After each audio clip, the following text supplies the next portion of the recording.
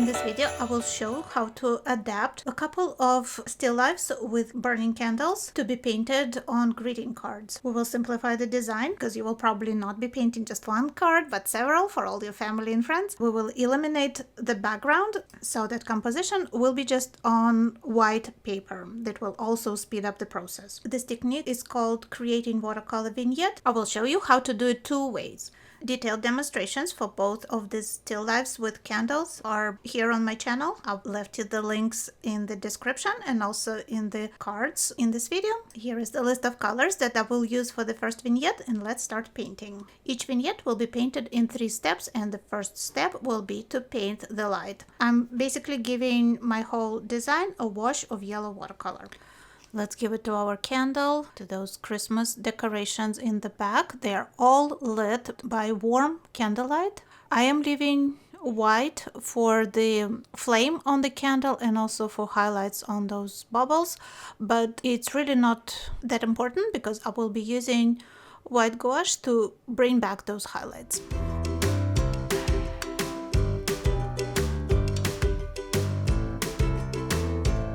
While yellow paint is still wet, I can drop in a little bit of orange with a smaller dagger brush just to give my candle a bit of a shape.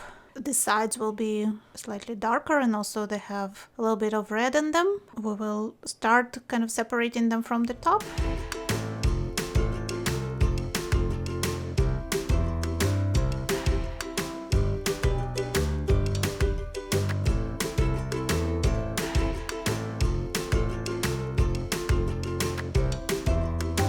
I can even take it to red, just a few brush strokes of red. There will be some red on those Christmas decorations, maybe even some orange there as well.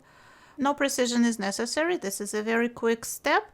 Just important to start wet on dry, but then to work wet on wet to have soft transitions between all these colors. Don't need any precision.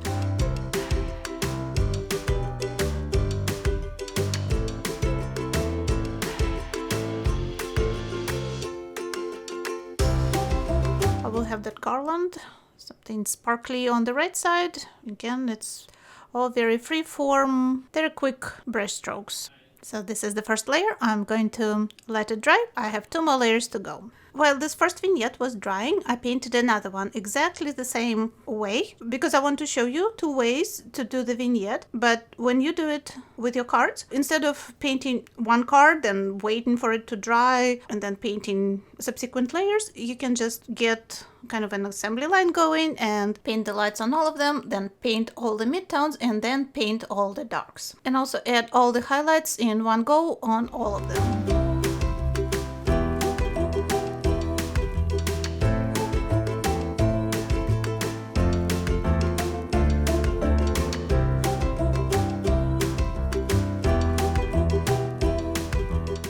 My second layer needs to be the middle tones. I mixed a little bit of warm red, this color is called Scarlet Lake, into sap green. That gave me kind of nice olive green color. I just don't want that green to be super bright, but really the exact color doesn't matter. You can use any green that you have on your palette that will be suitable to paint those Christmas decorations and also some Christmas tree branches, and maybe add it to the garland on the right hand side. I switched to a dagger brush. It gives me a lot more control because now I need to paint only certain areas. As you see, I am leaving some areas. I'm obviously leaving the candle alone. I'm painting around it. And I'm also leaving some highlights on those Christmas balls on the decorations where the light of the candle is reflected in their shiny surface.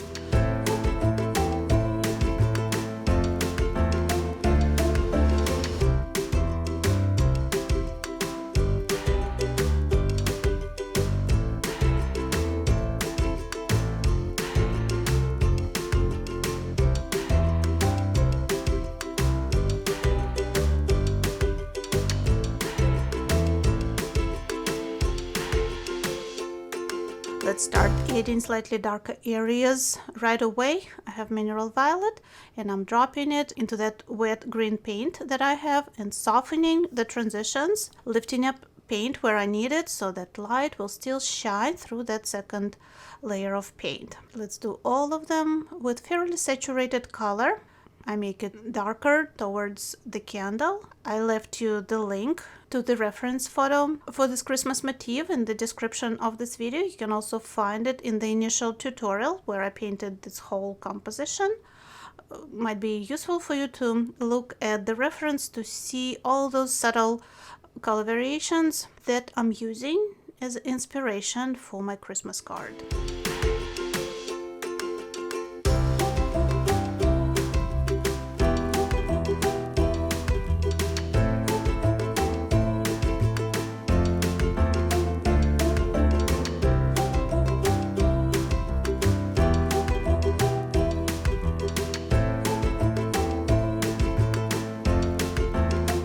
Something for that garland on the right. I'm still painting around the flame on the candle. If you don't feel like leaving white there, if your card is small and it's hard for you maybe to leave some white paper there, don't worry about it. Just paint over it, and then you can always add it back with some opaque white, with white gouache or ink or something like that, even with a marker.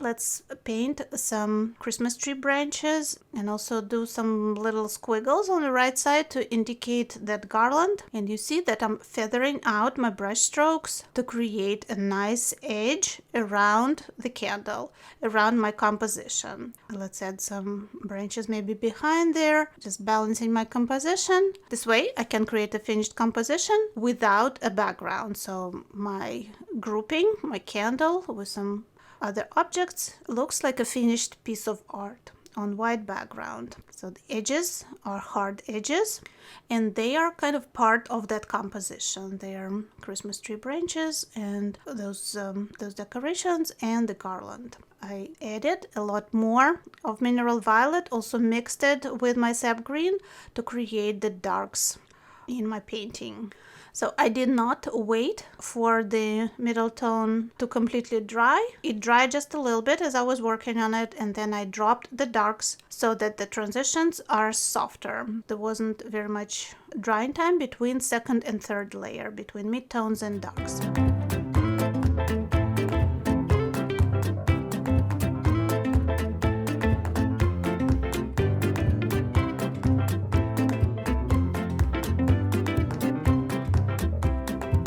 Let's give the candle a little more definition. I'm just drawing with the brush with some permanent orange and also with some Scarlet Lake. Really doesn't take very much, just a few brush strokes, and candle acquires some volume and looks a lot more three-dimensional. We need to paint the wick.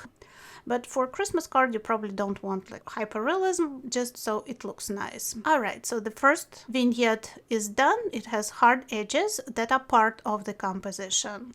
That's how I transition between that motif and white of the paper. I will work on the second card at first the same way. I will start applying my green to mid-tone areas, lifting it where I need to see the light. I'm working around the candle with a small brush, trying not to get paint on the candle, but it should be fine because my first layer is dry, so I have good control of the paint. As you know, the paint will only go in watercolor where it's wet, so I can paint all my Christmas tree decorations, give them some volume.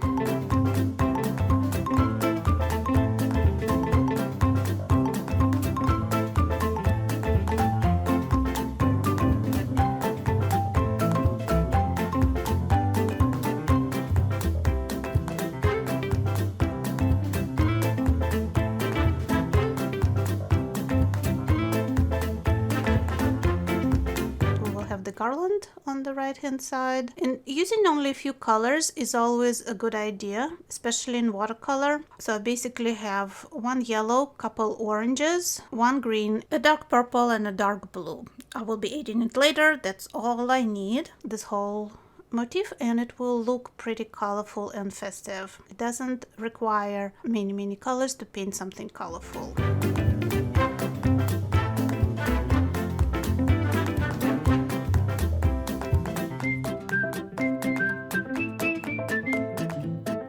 Let's create the darker areas on the second card. Drop in some mineral violet mixed with just a tiny bit of sap green. For my darks, you don't want to use colors like Mars black or anything, any neutral colors on a Christmas card probably. You know, you want it to look festive and very colorful. And it's very easy to create darks if you have just some cool color like purple.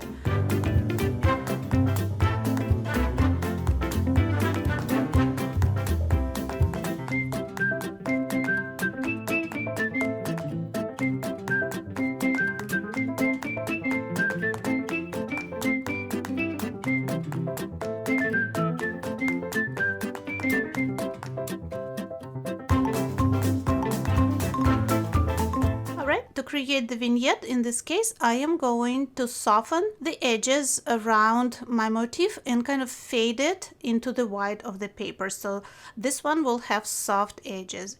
As you see, I have a slightly bigger brush and I am softening the paint, the brush strokes, with some water. I really should have changed the water, but mine is, even though you see it has some pigment in it, it's still sufficiently clean, so I can soften those brush strokes to basically white of the paper. And I will show you in a second how to soften them even more with a scrubber brush. If you washed away too much paint, you saw me picking it up with a paper towel. It's very easy to add some, but it needs to be done while this area is still wet, because you want those brush strokes to remain soft. They will kind of float and soften by themselves if you apply them to wet or damp paper. So that's what I'm doing. I'm deepening the darks to give my focal point, my candle, a little bit more definition, but at the same time to keep the edges soft. So this will be the second way to create a vignette with watercolors, to create a soft edge around it and transition this way. I didn't want to paint the background, so I needed to finish off my composition somehow, and this is how I'm going to do it.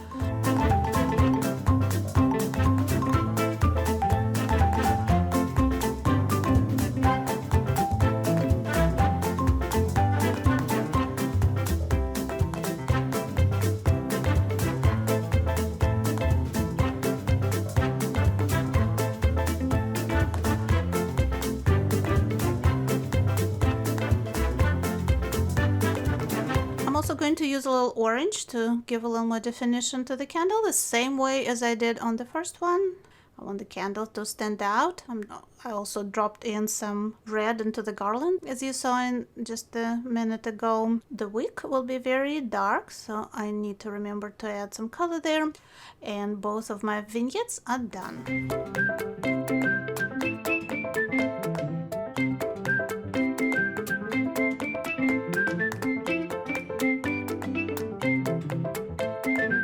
My next step, after my card dried, I am going to just add a few more details with phthalo blue. It's very intense color. I'm going to drop it in just a few small areas to darken the shadows even more, to add some darker accents. I just like my watercolors to have very wide tonal range. I like them to have intense darks. If you achieved sufficient color intensity in the first two passes, or you like your watercolors to be softer, more subtle, you don't have to do this step. I'm adding just a few darkest darks with a small brush.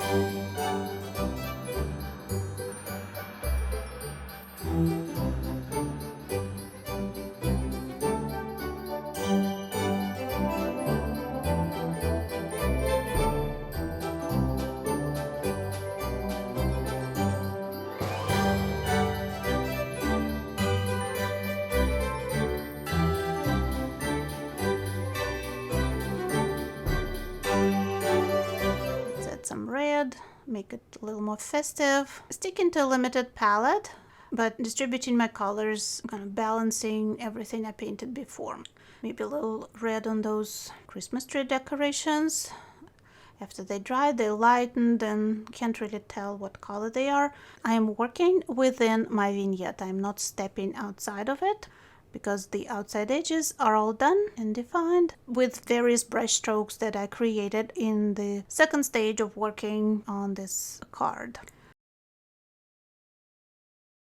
Looking at my second card with the soft vignette, I see that I didn't get that edge soft enough, so that's very easy to correct. I have clean water and I have a stiff scrubber brush, so I am scrubbing the outside edge of that vignette and I'm picking up excess pigment with a clean paper towel.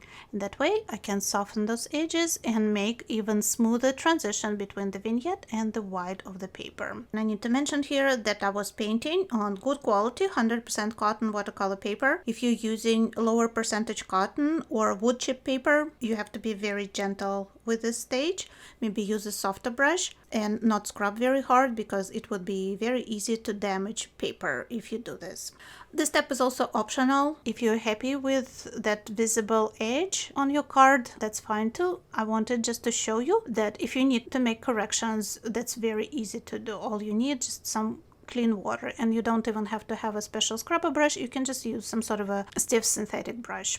Let's add the final touch to our cards. This will be opaque white. You can use white gouache or white opaque ink. I'm going to use white gouache. Clean brush again, have some fresh paint out of the tube, and let's just correct the highlights, correct the edges. Even though I did leave white of the paper for the flame, I want to correct the edge a little bit, make it maybe a little straighter. There's a big highlight on the candle here where the flame will be reflecting in that horizontal surface. There will be big highlights on all the Christmas decorations, on those balls. The flame will be reflecting in them as well, maybe a couple even on some of them. Very important not to make those highlights absolutely the same, because we'll look at those objects from different angles, so we will see that flame reflected differently. Let's do the same thing on the second card real quick. Correct the flame and add a few highlights on the candle, also on the objects around it.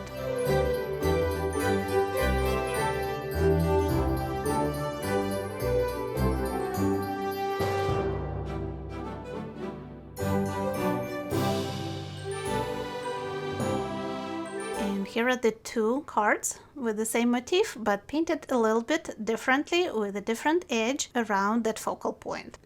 I painted another example. Here is a slightly different candle, a slightly different motif. You can see the link to the original inspiration image in the description below, and also I have a full demonstration for this still life, how I painted. You can see how I painted the background there. I also used some oil pastels in combination with watercolor. Let's sketch it out, and also painted two ways. I will start the same way I started the first two vignettes. I need to paint the light, and I need to hint at the candle and add a little bit of color to the bow and to all the objects that are included in the composition in the focal point. And then the thing I will do differently in this painting, in this card, I will start creating that soft edge right from the start, right from the first layer. That would be another way to approach this, softening that first wash of yellow and blending it with the white of the paper.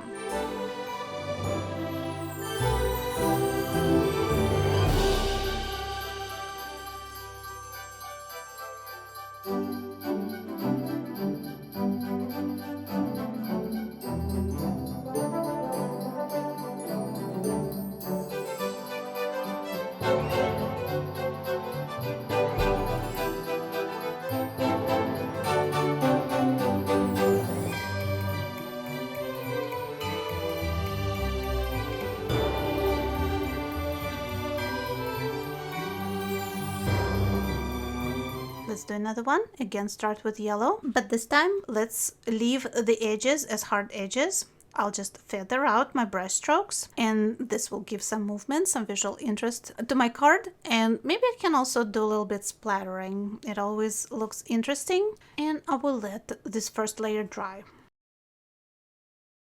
Let's paint the second layer. I'm going to paint the candle with various shades of red that I have on my palette to give it volume. Keep in mind that rounded objects will be lighter towards the outer edges. So I will apply most intense color in the center and gradually lighten it towards the edges of the candle. That way it will look cylindrical. I'm also going to apply some red to the bowl. It's fun to paint. We can really use saturated, bright red brush strokes, saturated color.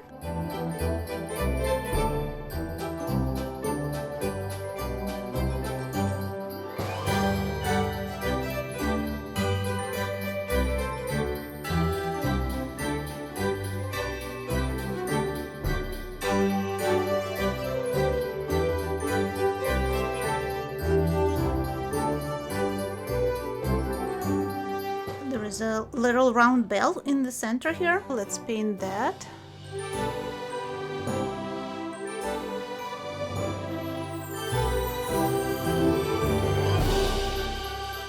I need to paint some sort of a base for that candle. It's sitting on something like a little candle holder or something like that. And I can use the same purple to paint shadows inside that bowl.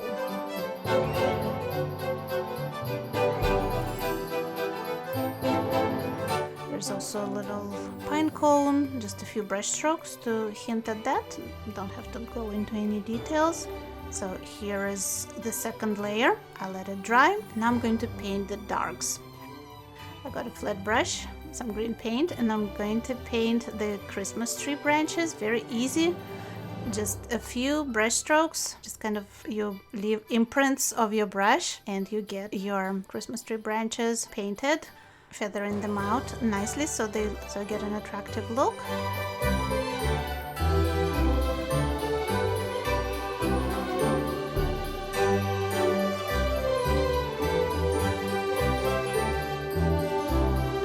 Let's verify those dark areas, give them a little more definition.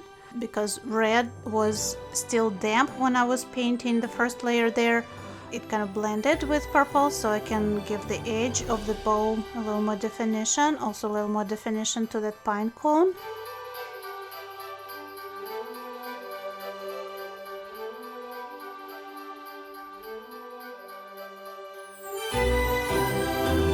To the bell on the side here, it's got a little cutout right there. Add a little shadow on the side, on the bottom. If you look at the reference photo, the initial reference, I'm using some elements from it, but I'm adapting them to my card because I don't want to spend hours painting each card. I'm just picking a few simple elements and adding them to my composition. So not copying the photo again, but using it for inspiration. And in this one, I didn't really leave any white because I will just add it at the very end. This bottom looks a little empty. Let's add some squirrely things. This could be also some branches or something like that with some berries maybe. Just whatever looks nice to balance our composition. Took me probably half an hour to paint each card, not counting the drying time. With watercolor, it's not a super fast process. You have to work in layers, but I think it will make a really special gift if somebody gets Christmas wishes or New Year's wishes from you on a card that's been painted by hand. It's a really special present. And of course, I'm showing this for Christmas cards, but you can paint any motif for any holiday that you'll be celebrating with somebody. This can be a birthday card. You can paint maybe a candle on a cupcake or a little cake. Even if you're painting flowers, you can vignette them like that. You can do a hard edge with some leaves or branches, or you can do a soft edge with just light, or by softening your design with some clean water. So if you understand how those watercolor vignettes work, your creative possibilities are endless. I know that sometimes artists, especially when they're just beginning, they are hesitant to add background to their paintings, but the subjects that they paint look too isolated on the page. So this will be a couple of ways to give your painting a more finished look without adding full background from edge to edge. Also, obviously a lot faster, because usually in watercolor, background needs to be painted negatively or around everything that you already painted, so that takes quite a bit of time.